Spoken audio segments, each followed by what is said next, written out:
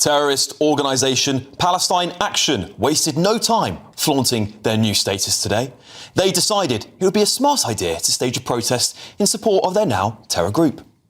What I would suggest is that instead of lumping Palestine Action with two other groups who are violent, that they tell the truth that the Palestine Action group is non-violent. OK. You're wearing a Palestine Action badge. Are you worried about being part of the arrest here today? Well, I was quite prepared to be arrested. I started to talk to journalists and that seemed to end with me not being arrested.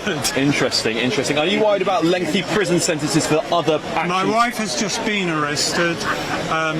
Obviously, the punishment is huge and there will be more people who follow in his footsteps, I believe, as Gandhi did, with the same kind of protest, and until, of course, the government recognise that they are picking on a non-violent group, and that's a mistake. It's a tactical mistake to lump a group like this with terrorists. You have to have distinction and clarity about what you're doing as a government. Yeah, I'm not sure about that Gandhi comparison there. Well, look, I care about freedom of speech, even from people I vehemently disagree with. I will always fight for everyone's right to have a voice and have their voice heard. But you won't be surprised to find out that some of them there were ready to put a stop to that. Condemn Palestine Action's vandalism. I will bring it to an end. Bring it to an end. Bring it to an end. Bring it to an end. He's gonna. Go away. Okay. They don't want to. Okay. Do you have a message for us? Okay. Oh yes, the irony of protesting in favour of your freedom of speech for your organisation whilst trying to shut down freedom of speech itself. Interesting that. We were descended on and they tried to bully us, of course, out of the area, but you'll see they failed.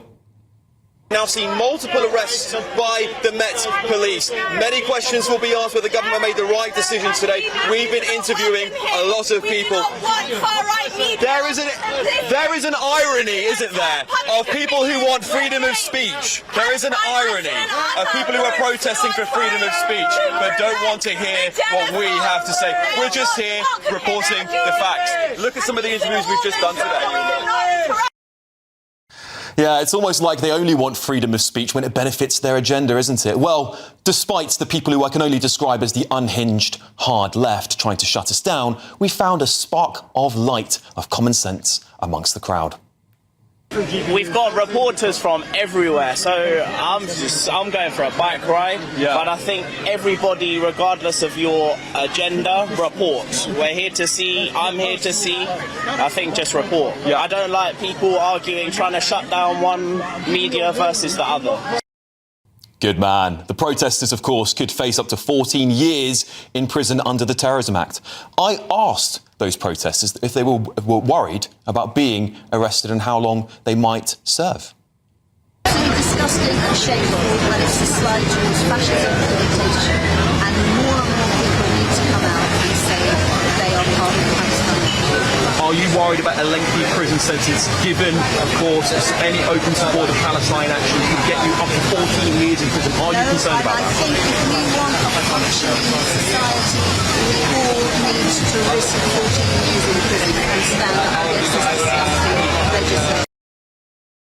I would say a functioning society doesn't everyone risk going to prison, but there we go. There's one line, of course, that's been repeated over and over again. There's a growing fascism in our country, and I'm here to do my part in stopping it. Yeah, we also found some perplexed tourists who were trying to make sense of all of the rabble. We have a lot of protests going on in the US as well, so I'm not super familiar with every law that goes on with protests here, but I definitely think that free speech is important. I was surprised by the amount of police that there were. We thought that there was, crime going on or something, but yeah, it definitely seems more police than most of the protests that we have. Yeah, it does make me wonder what people visiting the UK must think of our country, honestly. I asked one protester what message he had for Keir Starmer and the government.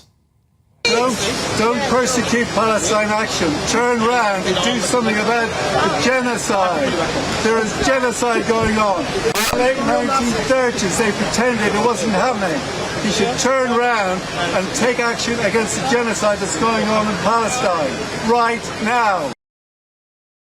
Yes, after an eventful time enduring abuse, heckling and being chased around Parliament Square, we decided it would be fun to take a gander what was going on just up the road at London Pride. Just about to start the parade, four came across and flew straight in front of us, threw the paint over the actual vehicle, over the screens on the other side, and then they already had the glue on their hands, glued themselves to actually the front of it. And who were they? Who were these protesters? So, obviously the students or whatever, but anti-Palestine, pro-Palestine movement. They had the flags, waving them like numpties, and just sat down in the middle of the actual road. Yeah, I don't think we were all surprised to find out who did that. Tomorrow night, I've got some bombshell clips. You really are not going to believe it, from Pride in London, as well as some very, very entertaining interviews. So you'll have to tune in tomorrow from 9 p.m. to find out and see more of that. But that final clip there really does show you the scale of the problem. The Palestine rabble, despite having Gays for Gaza on their side, will do anything for 5 more minutes of fame, even if it comes at the cost of jail time. Right, we're seeing these protests happening constantly now. Of course, this big moment last night when the government passed its ruling that this was a terrorist organisation, that landed at 12 o'clock tonight. And this group has decided that it would be a good idea to go in, obviously, potentially get arrested and put up to 14 years in prison. Now, many of those people there would say that that is an act of fascism. Do you agree with them? No.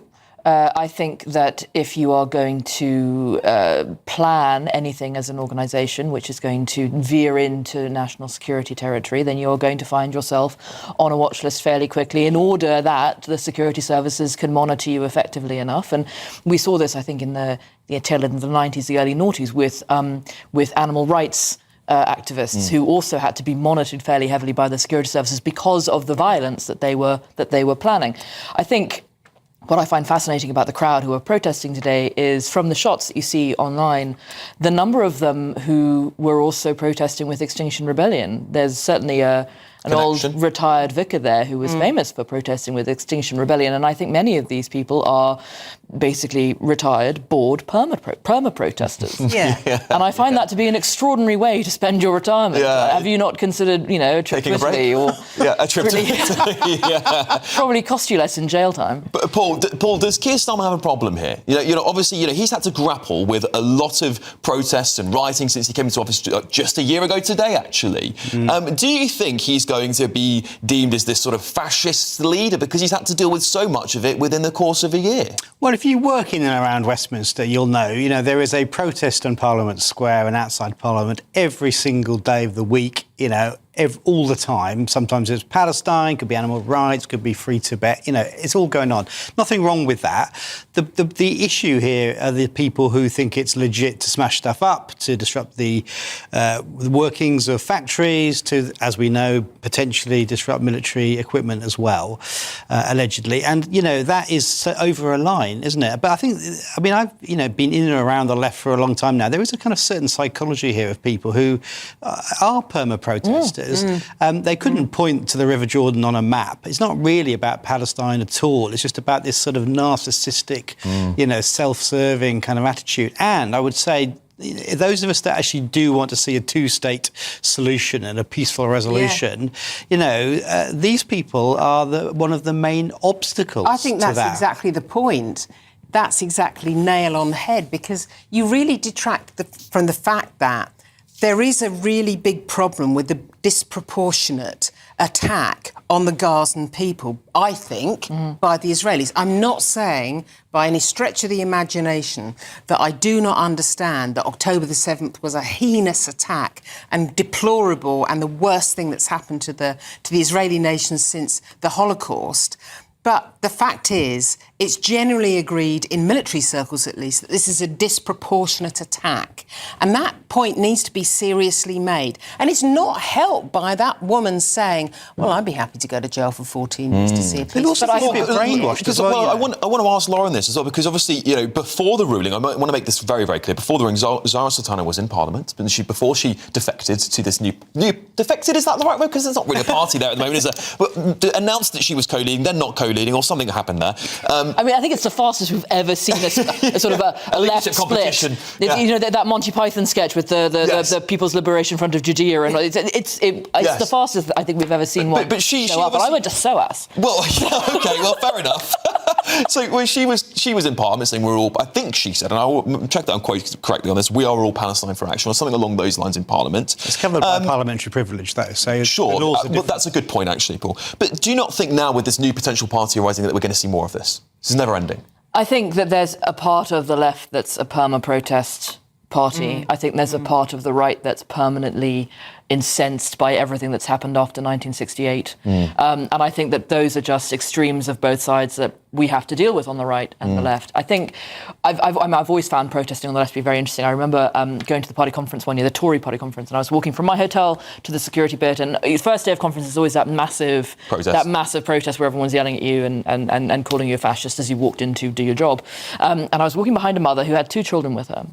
And one of the children was just objecting entirely to having to be dragged along a street and was wailing and yelling. And she pulled over and she said, "If you don't stop yelling, I will never take you on another protest ever again." And I burst out laughing. It's like as if this is just what we do with our Sundays in our family. And I found this to be very, very interesting. And it's sort of every time one of these very, very left-wing protests shows up, I think about that woman and wonder where her children are now. There is a certain amount of brainwashing going on. I mean, you saw the infiltration by some journalists into the group a couple of weeks ago, where on the online conversation, the activists were being told, "Oh, don't worry, you won't go to jail, juries won't convict, you know, the public are on our side." And then they shove these people into these dangerous situations and then leave them to swing in the wind, don't they? Don't you think isn't this a problem, though, for the Labour Party, Paul? It's not a problem. I think it's a problem. I think it's a problem for all organised groups ever. I think this is going to heat up more and more as this new party potentially arises. We're going to hear more about this. But anyway, we have to move on now.